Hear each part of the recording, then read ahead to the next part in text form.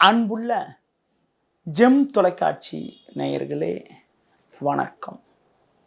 இன்று 23/6/2024 ஆனி மாதம் 9ஆம் தேதி ஞாயிற்றுக்கிழமை. துதிகை திதி பின்னிரவு 3:26 வரை, பின்பு தேய்பிறை திருத்திகை. பூராட நட்சத்திரம் மாலை 5:03 வரை, பின்பு உத்திராட நட்சத்திரம். சித்த யோகம் மாலை 5:03 வரை, பின்பு அமிர்த யோகம். ராகு காலம் மாலை 4:30 முதல் 6 மணி வரை. யமகண்டம் பகல் 12 மணி முதல் 1:30 வரை. சுப ஓரைகள் காலை 7 மணி முதல் 9 மணி வரை, பகல் 11 மணி முதல் 12 மணி வரை, மதியம் 2 மணி முதல் 4 மணி வரை, மாலை 6 மணி முதல் 7 மணி வரை, இரவு 9 மணி முதல் 11 மணி வரை. இனி இன்றைய கிரக நிலை. மேஷராசியில் செவ்வாய், ரிஷபராசியில் குரு, மிதுன ராசியில் சூரியன், சுக்கிரன், புதன், கன்னி ராசியில் கேது, தனுசு ராசியில் சந்திரன், கும்பராசியில் சனி, மீன ராசியில் ராகு. இனி இன்றைய ராசி பலன். மேஷ ராசி நேயர்களே, முயற்சி ஸ்தானமான 3ஆம் வீட்டில் சூரியன், பாகியஸ்தானமான 9ஆம் வீட்டில் சந்திரனவர் சஞ்சரிப்பதால் நீங்கள் நினைத்தது நடக்கக்கூடிய ஒரு உன்னதமான அமைப்பானது இன்றைய நாளில் இருக்கிறது. உடனிருப்பவர்கள் உங்களுக்கு உறுதுணையாக இருப்பார்கள்.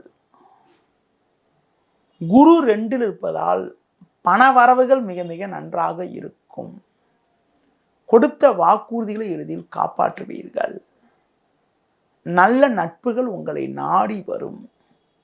நண்பர்கள் மூலமாக ஒரு சில அனுகூலமான பலன்களை பெறக்கூடிய ஒரு வாய்ப்புகள் உங்களுக்கு உண்டு. தொழிலில் ஒரு நல்ல வளர்ச்சியினை பெறுவீர்கள். உத்தியோகத்தில் இருப்பவர்களுக்கு கடந்த கால பிரச்சனைகள் எல்லாம் தற்போது விலகி ஒரு வளமான பலன்கள் கிடைக்கக்கூடிய ஒரு அமைப்பானது இன்றைய நாளில் இருக்கிறது. உடல் ரீதியாக இருந்த பாதிப்புகள் எல்லாம் ஓரளவுக்கு விலகி எதிலும் சுறுசுறுப்பாக செயல்படுவீர்கள். மேலும் வளமான பலன்களை நீங்கள் அடைவதற்கு முருக வழிபாடு மேற்கொள்வது மிக மிக சிறப்பு. ரிஷப ராசி நேயர்களே, உங்கள் ராசிக்கு 2இல் புதன், சுக்கிரன் சஞ்சரிப்பதால் பேச்சு திறமையால் பல்வேறு வளமான பலன்களை பெறுவீர்கள் என்றாலும் 8இல் சந்திரன் சஞ்சரிப்பதால் எதிலும் சற்று நிதானத்தோடு செயல்பட வேண்டிய நாளாக இன்றைய நாள் இருக்கிறது. நீங்கள் நினைப்பது ஒன்று, நடப்பது ஒன்றாக இருக்கும். எந்த ஒரு விஷயத்திலும் யோசித்து செயல்பட வேண்டிய நாளாக இன்றைய நாள் இருக்கிறது. தொழில் ரீதியாக பார்க்கின்ற பொழுது நீங்கள் எவ்வளவுதான் கஷ்டப்பட்டு உழைத்தாலும் உங்களுக்கு கிடைக்க வேண்டிய வாய்ப்புகள் கடைசி நேரத்தில் தடைபடக்கூடிய ஒரு நாளாக இன்றைய நாள் இருக்கிறது. ஒவ்வொரு விஷயத்திலும் யோசித்து செயல்பட வேண்டும். தொழில் ரீதியாக பார்க்கின்ற பொழுது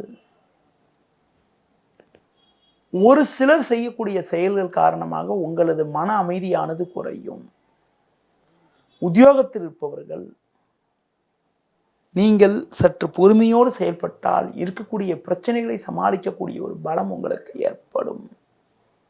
இன்றைய நாளில் ஒரு அனுகூலமான பலன்களை பெறுவதற்கு புதிய முயற்சிகளை தவிர்ப்பது, விநாயகர் வழிபாடு மேற்கொள்வது மிக மிக நல்லது. மிதுன ராசி நேயர்களே, சுக்கிரன், புதன் ஜென்ம ராசியில் அமைய பெற்று லாபஸ்தானமான 11ஆம் வீட்டில் செவ்வாய் சஞ்சரிப்பது நல்ல அமைப்பாகும். இதன் காரணமாக ஒரு வளமான பலன்களை நீங்கள் பெறக்கூடிய ஒரு வாய்ப்புகள் உங்களுக்கு உண்டு. எடுத்த பணியை சிறப்பாக செய்து முடித்து பெயர் புகழ் அதிகரிக்கக்கூடிய ஒரு நாளாக இன்றைய நாள் இருக்கும். தொழில் ரீதியாக உங்கள் பொருட்களுக்கு நல்ல விலை கிடைப்பதால் லாபகரமான பலன்களை அடையக்கூடிய ஒரு வாய்ப்புகள் உங்களுக்கு உண்டு. வேலைக்கு செல்பவர்களுக்கு கடந்த கால பிரச்சனைகள் எல்லாம் விலகி ஒரு முன்னேற்றமான பலன்களை நீங்கள் அடையக்கூடிய ஒரு வாய்ப்புகள் இன்றைய நாளில் உங்களுக்கு இருக்கிறது. மேலும் வளமான பலன்களை இன்றைய நாளில் நீங்கள் அடைவதற்கு குறிப்பாக சிவன் ஸ்தலங்களுக்கு சென்று வருவது மிக மிக சிறப்பு. கடக ராசி நேயர்களே, ராசிக்கதிபதியான சந்திரன் ருணரோகஸ்தானமான 6ஆம் வீட்டில் சாதகமாக அமைய பெற்று 10ல் செவ்வாய் இருப்பது நல்ல அமைப்பாகும். இதன் காரணமாக ஒரு வளமான பலன்களை நீங்கள் அடையக்கூடிய ஒரு வாய்ப்புகள் உங்களுக்கு உண்டு. கடந்த கால பிரச்சனைகள் எல்லாம் தற்போது விலகி முன்னேற்றமான பலன்களை பெறுவீர்கள். எடுத்த பணியை சிறப்பாக செய்து முடிக்கக்கூடிய ஒரு பலம் உண்டாகும். செவ்வாய் 10ல் இருப்பதால் ஒரு நல்ல வாய்ப்புகள் உங்களுக்கு கிடைக்கும். தொழில் ரீதியாக ஒரு நல்ல ஒரு வளர்ச்சியினை நீங்கள் அடையக்கூடிய ஒரு வாய்ப்புகள் உங்களுக்கு உண்டு. வேலைக்கு செல்பவர்களுக்கு ஒரு சில வளமான பலன்கள் கிடைக்கும். எதையும் எதிர்கொள்ளக்கூடிய ஒரு பலம் உங்களுக்கு உண்டாகும். புதிய பொருட்களை வாங்கக்கூடிய ஒரு வாய்ப்புகள் ஏற்படும். உடல் ஆரோக்கிய ரீதியாக இருந்த பாதிப்புகள் எல்லாம் ஓரளவுக்கு விலகி எதிலும் சுறுசுறுப்பாக செயல்படக்கூடிய ஒரு நாளாக இன்றைய நாள் இருக்கும். பிறருக்கு தந்த வாக்குறுதிகளை எளிதில் நிறைவேற்றி அனுகூலமான பலன்களை அடையக்கூடிய ஒரு நாளாக இன்றைய நாள் இருக்கும். மேலும் வளமான பலன்களை நீங்கள் அடைவதற்கு உடல் ஊனமுற்றவர்களுக்கு உங்களால் முடிந்த உதவிகளை செய்வது மிக மிக நல்லது. சிம்ம ராசி நேயர்களே, உங்கள் ராசிக்கு பஞ்சமஸ்தானமான 5ஆம் வீட்டில் சந்திரனானவர் அமைய பெற்று லாபஸ்தானமான 11ஆம் வீட்டில் சூரியன், சுக்கிரன், புதன் போன்ற கிரகங்கள் சஞ்சரிப்பதால் எதையும் எதிர்கொண்டு ஒரு வளமான பலன்களை பெறுவீர்கள். நல்ல வாய்ப்புகள் உங்களுக்கு கிடைக்கும். நண்பர்கள் மூலமாக ஒரு சில அனுகூலமான பலன்களை பெறக்கூடிய ஒரு வாய்ப்புகள் உங்களுக்கு உண்டு. தொழில் ரீதியாக பார்க்கின்ற பொழுது நல்ல ஒரு முன்னேற்றம் கிடைக்கும். ஒரு கௌரவமான நிலை ஏற்படும். உத்தியோகத்தில் இருப்பவர்களுக்கு அதிகாரிகளுடைய ஒத்துழைப்பானது சிறப்பாக இருப்பதால் நீங்கள் எதையும் சமாளிக்கக்கூடிய ஒரு பலம் ஏற்படும். உங்கள் பணியில் மட்டும் நீங்கள் சற்று கவனத்தோடு இருந்தால் ஒரு கௌரவமான நிலையினை அடையக்கூடிய ஒரு வாய்ப்புகள் ஏற்படும். மேலும் வளமான பலன்களை நீங்கள் அடைவதற்கு துர்க்கை வழிபாடு மேற்கொள்வது மிக மிக நல்லது. கன்னி ராசி நேயர்களே, ராசியாதிபதி புதன், சுக்கிரன், சூரியன் சேர்க்கை பெற்று தொழில் ஸ்தானமான 10ஆம் வீட்டில் வலுவாக சஞ்சரிப்பது நல்ல அமைப்பாகும். இதன் காரணமாக ஒரு சில வளமான பலன்களை நீங்கள் பெறக்கூடிய ஒரு வாய்ப்புகள் உங்களுக்கு உண்டு. நல்ல முன்னேற்றம் ஏற்படும். நண்பர்கள் மூலமாக ஒரு சில சாதகமான பலன்களை அடையக்கூடிய ஒரு வாய்ப்புகள் உங்களுக்கு உண்டு. தொழில் ரீதியாக பார்க்கின்ற பொழுது நல்ல முன்னேற்றம் இருக்கும் என்றாலும் வேலை பளு சற்று கூடுதலாக இருக்கும். வேலையாட்கள் ஒத்துழைப்பு சொல்லிக்கொள்ளும்படி இருக்காது. உத்தியோகத்தில் இருப்பவர்களுக்கு வேலை பளு இருந்தாலும் அதற்கான ஆதாயம் கிடைக்கும். கால நேரம் பார்க்காமல் உழைத்தால் போட்ட முதலை எடுக்கக்கூடிய ஒரு வாய்ப்புகள் உங்களுக்கு ஏற்படும். மேலும் வளமான பலன்களை நீங்கள் அடைவதற்கு குறிப்பாக தட்சிணாமூர்த்தி வழிபாடு மேற்கொள்வதன் மூலமாக ஒரு வளமான பலன்களை நீங்கள் அடைய முடியும். துலா ராசி நேயர்களே, சுக்கிரனின் ஆதிக்கத்தில் பிறந்த உங்களுக்கு சுக்கிரன், புதன், சூரியன் போன்ற கிரகங்கள் பாக்கியஸ்தானமான 9ஆம் வீட்டில் சஞ்சரிப்பது நல்ல அமைப்பாகும். அது மட்டும் இல்லாமல் 3ல் சந்திரனானவர் சஞ்சரிப்பது ஒரு முன்னேற்றத்தை தரக்கூடிய அமைப்பாகும். பண வரவுகள் சாதகமாக இருக்கும். உங்கள் செயல்களுக்கு நல்ல ஆதரவு கிடைக்கும். தொழில் ரீதியாக ஒரு நல்ல முன்னேற்றம் உண்டாகும். வேலைக்கு செல்பவர்களுக்கு ஒரு சில வளமான பலன்களை பெறக்கூடிய ஒரு வாய்ப்புகள் உங்களுக்கு உண்டு. பிறருக்கு தந்த வாக்குறுதிகளை எளிதில் நிறைவேற்றுவீர்கள். நண்பர்கள் உங்களுக்கு உறுதுணையாக இருப்பார்கள். புதிய வாய்ப்புகள் உங்களுக்கு கிடைக்கும். பயணங்கள் மூலமாக ஒரு சில அனுகூலமான பலன்களை பெறக்கூடிய ஒரு வாய்ப்புகள் உங்களுக்கு உண்டு. அதுக்கடுத்து பார்க்கின்ற பொழுது குறிப்பாக கணவன் மனைவியிடையே சிறிதளவு விட்டு கொடுத்து சென்றால் ஒரு சில வளமான பலன்களை அடைய முடியும். இன்றைய நாளில் ஒரு வளமான பலன்களை நீங்கள் பெறுவதற்கு சிவன் ஸ்தலங்களுக்கு சென்று வருவது மிகவும் சிறப்பு. விருச்சிக ராசி நேயர்களே, ராசிக்கதிபதி செவ்வாய் 6ல் வலுவாக அமையப்பெற்று குரு பார்வை ஜென்ம ராசிக்கு இருப்பது நல்ல அமைப்பு என்றாலும் 2ல் சந்திரன் 8ல் சூரியன் சஞ்சரிப்பதால் தேவையில்லாத நெருக்கடிகள் ஏற்படும். எளிதில் முடிய வேண்டிய விஷயங்கள் சற்று தாமதமாகும். பேச்சால் வீண் பிரச்சனைகள் உண்டாகலாம். பொதுவாக பிறர் விஷயத்தில் நீங்கள் தலையிடாமல் இருப்பது மிக மிக நல்லது. தொழில் ரீதியாக பொருளாதார நிலை நல்லா நன்றாக இருந்தாலும் உங்களுக்கு குறிப்பாக இன்றைய நாளில் குறிப்பாக ஒரு சிலருக்கு வயது மூத்தவர்களிடம் வீண் வாக்குவாதங்கள் ஏற்படலாம். அதனால் பேச்சில் பொறுமையோடு இருப்பது, பிறர் விஷயத்தில் தலையிடாமல் இருப்பது மிக மிக நல்லது.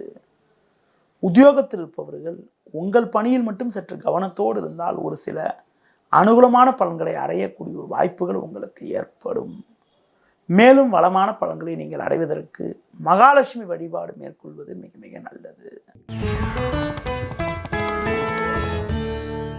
தனுசு ராசி நேயர்களே, ஜென்ம ராசியில் சந்திரன் 7ஆம் வீட்டில் சூரியன் சஞ்சரிப்பது ஒரு சிறப்பான அமைப்பாகும். அது மட்டுமில்லாமல் உங்கள் ராசிக்கு 7ல் சுக்கிரன் புதன் போன்ற கிரகங்கள் சஞ்சரிப்பதால் நல்ல வாய்ப்புகள் உங்களுக்கு கிடைக்கும். நண்பர்கள் மூலமாக ஒரு சில வளமான பலன்களை பெறக்கூடிய ஒரு வாய்ப்புகள் உங்களுக்கு உண்டு. தொழில் ரீதியாக ஒரு நல்ல முன்னேற்றம் உண்டாகும். உத்தியோகத்தில் இருப்பவர்களுக்கு ஒரு சில சாதகமான பலன்கள் கிடைக்கக்கூடிய வாய்ப்புகள் உண்டு. பிறருக்கு தந்த வாக்குறுதிகளை எளிதில் நிறைவேற்றக்கூடிய ஒரு பலம் ஏற்படும். அடுத்து குறிப்பாக உடல் ரீதியாக இருந்த பாதிப்புகள் எல்லாம் தற்போது விலகி எதிலும் சுறுசுறுப்பாக செயல்படக்கூடிய ஒரு வாய்ப்புகள் ஏற்படும். இன்றைய நாளில் ஒரு சில வளமான பலன்களை நீங்கள் பெறுவதற்கு குறிப்பாக முருக வழிபாடு மேற்கொள்வது மிகவும் சிறப்பு. மகர ராசி நேயர்களே, உங்கள் ராசிக்கு விரயஸ்தானமான 12ஆம் வீட்டில் சந்திரனும் 4ல் செவ்வாயும் சஞ்சரிப்பதால் தேவையில்லாத நெருக்கடிகள் ஏற்படும். எளிதில் முடிய வேண்டிய விஷயங்கள் சற்று தாமதமாகும். உடனிருப்பவர்களால் மன அமைதி குறைவு ஏற்படலாம். குரு பார்வை ஜென்ம ராசிக்கு இருப்பதால் பண வரவுகள் சிறப்பாக இருக்கும் என்றாலும் உங்களுக்கு தேவையில்லாத ஒரு மனக்குறைகள் ஏற்படக்கூடிய ஒரு நாளாக இன்றைய நாள் இருக்கும். வேலையாட்களை சற்று அனுசரித்து செல்வது நல்லது. உத்தியோக ரீதியாக பார்க்கின்ற பொழுது உங்களுக்கு குறிப்பாக சக ஊழியர்களை அனுசரித்து செல்வதன் மூலமாக ஒரு சில வளமான பலன்களை பெறக்கூடிய ஒரு வாய்ப்புகள் ஏற்படும். இன்றைய நாளில் ஒரு சில அனுகூலங்களை நீங்கள் அடைவதற்கு கால பைரவரை வழிபாடு செய்வது மிகவும் நல்லது. கும்ப ராசி நேயர்களே, உங்கள் ராசிக்கு முயற்சி ஸ்தானமான 3ஆம் வீட்டில் செவ்வாய் 11ஆம் வீட்டில் சந்திரன் சஞ்சரிப்பது நல்ல அமைப்பாகும். இதன் காரணமாக ஒரு சில வளமான பலன்களை அடையக்கூடிய ஒரு வாய்ப்புகள் உங்களுக்கு உண்டு. எடுத்த பணியை சிறப்பாக செய்து முடிக்கக்கூடிய ஒரு வாய்ப்புகள் ஏற்படும். தொழில் ரீதியாக ஒரு நல்ல முன்னேற்றம் உண்டாகும். நண்பர்கள் மூலமாக ஒரு சில அனுகூலங்கள் கிடைக்கும். கடந்த கால பிரச்சனைகள் விலகக்கூடிய ஒரு வாய்ப்புகள் உண்டு. பிறருக்கு தந்த வாக்குறுதிகளை எளிதில் காப்பாற்றுவீர்கள். பேச்சில் சற்று பொறுமையோடு நிதானத்தோடு இருப்பது நல்லது. உங்களது முன்கோபத்தால் வீண் பிரச்சனைகள் ஏற்படலாம் என்பதால் சற்று பொறுமையோடு செயல்பட்டால் ஒரு சில அனுகூலங்களை அடையக்கூடிய வாய்ப்புகள் உங்களுக்கு உண்டு. முடிந்தவரை சற்று பொறுமையோடு இருப்பது, முன்கோபத்தை சற்று குறைத்துக் கொள்வது, உணர்ச்சி வசப்படாமல் இருப்பது மிக மிக நல்லது. மேலும் வளமான பலன்களை நீங்கள் அடைவதற்கு குறிப்பாக ஆஞ்சநேய வழிபாடு மேற்கொள்வது மிகவும் நல்லது. மீன ராசி நேயர்களே, உங்கள் ராசிக்கு தொழில் ஸ்தானமான 10ஆம் வீட்டில் சந்திரனானவர் சிறப்பாக அமைய பெற்று 4ல் சுக்கிரன் புதன் சஞ்சரிப்பது நல்ல அமைப்பாகும். இதன் காரணமாக ஒரு வளமான பலன்களை நீங்கள் அடைவீர்கள். உங்கள் செயல்களுக்கு நல்ல ஆதரவு கிடைக்கும். எடுத்த பணியை சிறப்பாக செய்து முடிக்கக்கூடிய ஒரு வாய்ப்புகள் உண்டு. தொழில் ரீதியாக ஒரு சில அனுகூலமான பலன்களை அடையக்கூடிய ஒரு வாய்ப்புகள் உங்களுக்கு இருக்கிறது. உத்தியோகத்தில் இருப்பவர்களுக்கு நல்ல ஒரு முன்னேற்றம் உண்டாகும். நண்பர்கள் மூலமாக ஒரு சில அனுகூலமான பலன்களை பெறுவீர்கள்.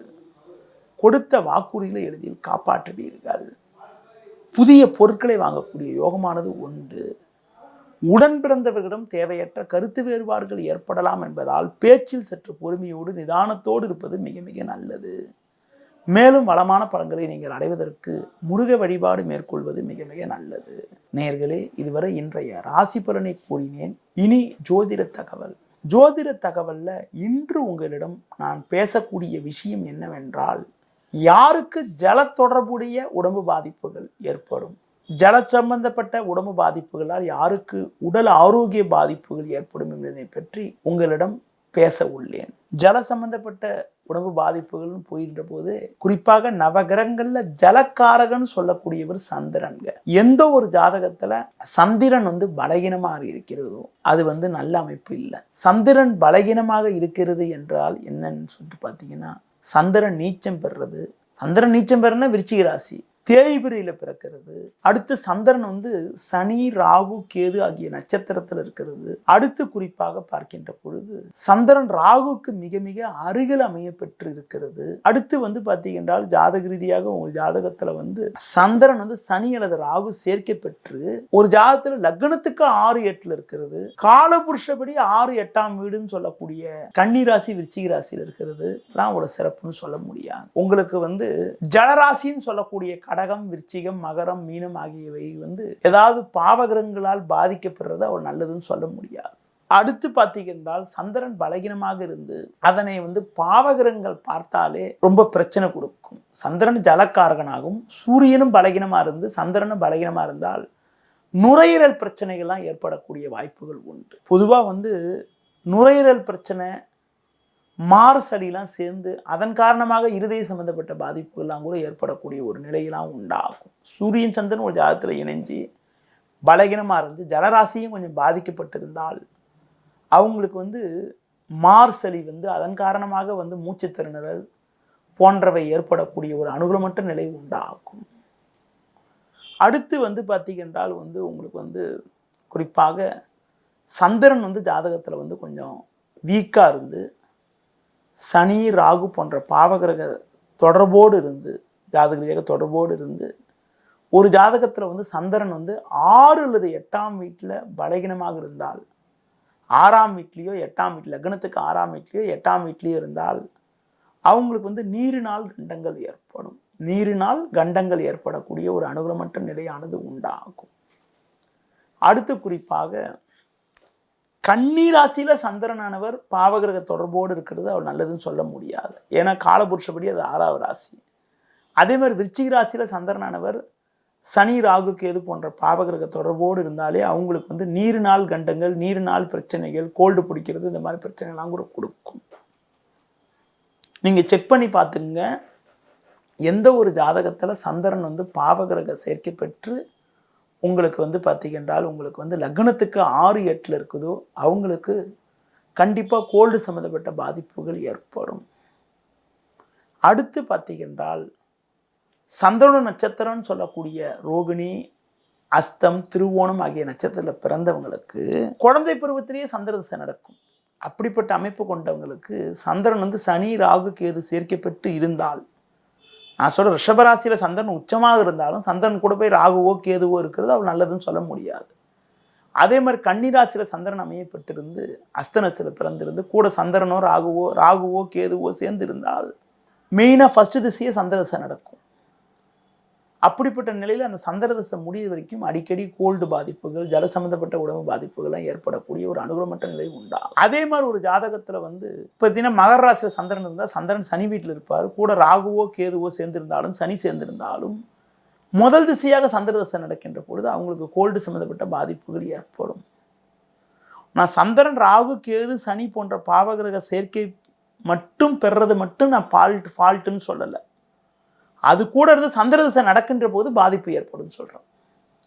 சந்திரன் வந்து சனி, ராகு, கேது போன்ற பாவகிரக தொடர்போடு சேர்க்கையோடு இருந்திருந்து அந்த ஜாதகருக்கு சந்திர திசை வந்தால் அவங்களுக்கு வந்து கோல்டு ரிலேட்டடான பாதிப்புகள், உடலில் வந்து கோல்டு ரிலேட்டடான பிரச்சனைகள், அடிக்கடி கோல்டு பாதிப்புகள், ஜல சம்பந்தப்பட்ட பாதிப்புகள், மூச்சு திணறல், இதன் காரணமாக வந்து கோல்டு அடிக்கடி கோல்டு பிடிக்கிறது, கோல்டு சீக்கிரமாக குறையாமல் இருக்கிறதுலாம் பாதிப்பு ஏற்படும். இதன் காரணமாக மூச்சு திணறல், ஆஸ்மா பிரச்சனைகள், டிபி பிரச்சனைகள் போன்ற இந்த மாதிரி ஜல சம்பந்தப்பட்ட தொடர்புடைய உணவு பாதிப்புகளாம் ஏற்படக்கூடிய ஒரு அனுகூலமற்ற நிலை உண்டாகும். அப்படிப்பட்ட நிலை உள்ளவங்க சந்திர திசை நடப்பில் நடந்தால் அந்த நேரத்தில் உணவு விஷயத்தில் கொஞ்சம் கட்டுப்பாடோடு இருக்கிறது, குளிர்ச்சியான பொருட்களை எடுத்துக்காமல் இருக்கிறது ரொம்ப ரொம்ப நல்லது. நான் சொல்கிறது என்னன்னா, ஒரு குழந்தைக்கு வந்து பிறந்ததே வந்து ரோகிணி அஸ்தம் திருவோணத்தில் ஒரு குழந்தை பிறந்திருக்குன்னா அந்த குழந்தைக்கு சந்திர திசை முடிய வரைக்கும் அந்த குழந்தையுடைய தாய் தந்தையர் அந்த குழந்தையை ரொம்ப கேர்ஃபுல்லாக பார்த்துக்கணும். ஒரு சின்ன உடம்பு பாதிப்பு என்றாலும் உடனடியாக கொண்டு போய் டாக்டர்கிட்ட கொண்டு போய் காமிச்சு அதற்கான மருத்துவ சிகிச்சைகள் எடுத்துக்கிறது ரொம்ப நல்லது. அது மட்டும் இல்லாமல் அந்த குழந்தைக்கு ஒரு குளிர்ச்சியான பொருட்களை தராமல் ஒரு சூடான பொருட்கள் தந்து அந்த குளிர்ச்சியை வந்து பாதிப்புகள் வராத அளவுக்கு பார்த்துக்கிறது ரொம்ப நல்லது. பொதுவாக இந்த மாதிரி கோல்டு ரிலேட்டடான பாதிப்புகளுக்கு ஆங்கில மருத்துவம் மட்டும் இல்லாமல் இயற்கை மருத்துவங்கள், இயற்கையான பொருட்கள் சாப்பிட்ற சாப்பாட்டில் வந்து ஜல சம்மந்தப்பட்ட விஷயங்கள், ஜல சம்மந்தப்பட்டனா ஒரு குறிப்பாக ஒரு உதாரணத்துக்கு பார்த்தீங்கன்னா ஐஸ்கிரீம் மாதிரி ஐட்டங்கத்தை அதிகமாக சேர்த்துக்காமல் இருக்கிறது. அதாவது வந்து ஜல சம்மந்தப்பட்ட கோல்டு பிடிக்காமல் இருக்கிறதுக்கு என்னென்ன சாப்பாடெலாம் சாப்பிட்டா பிடிக்காமல் இருக்குன்னு அதெல்லாம் பார்த்து உணவு பழக்க வழக்கத்தில் மெயின்டைன் பண்ணுறது நல்லது. அதே மாதிரி தாங்க எந்த ஒரு ஜாதகர் பிறந்திருக்கிறது வந்து பார்த்திங்கன்னா குழந்தை பருவத்தில் வந்து இந்த கோல்டு பாதிப்பு என்பது ரொம்ப ஒரு முக்கியமான விஷயம். ஒரு 10 வயசுக்குள்ளே இருக்கக்கூடிய குழந்தைகளுக்கெல்லாம் வந்து சந்திர திசை நடந்தால், அதாவது ரோகிணி அஸ்தம் திருவோணத்தில் பிறந்தவங்களுக்கும் சந்திர திசை வரும், ஃபர்ஸ்ட் திசை நடக்கும். அதே மாதிரி வந்து பார்த்திங்கன்னா கிருத்திகை, உத்திரம், உத்திராடம் ஆகிய நட்சத்திரத்தில் பிறக்கிறவங்களுக்கு பார்த்திங்கன்னா உங்களுக்கு வந்து பார்த்திங்கன்னா வந்து ஃபஸ்ட்டு ஒரு 4-5 வயசுக்குள்ளேயே சந்திர திசை வந்துடும்.